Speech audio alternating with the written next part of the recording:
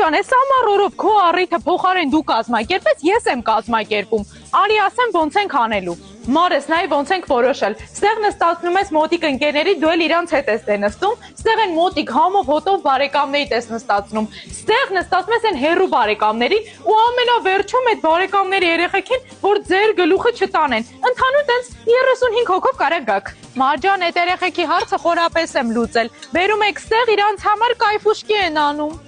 Իմ սիրուն Մարիամ ջան, ստեղ մի հատ գլոբալ հարց ենք լուծելու։ Այն բարեկամը են, որ վերջնի ասում է Մայրամիկ, հերթական անգամ որ գաստ է խորվածանի ասի Մայրամիկն մսերը հլը բեր, կանգնում ես հպարտ ու ասում ես իմ անունը Մայրամիկ չի, Մարիամա, վայ։ Մարջան, ստեղ որոշել ենք, որ ձեր բարեկամները պիտի տենան ով է ավելի ուժեղ։ Իսկ ուժեղը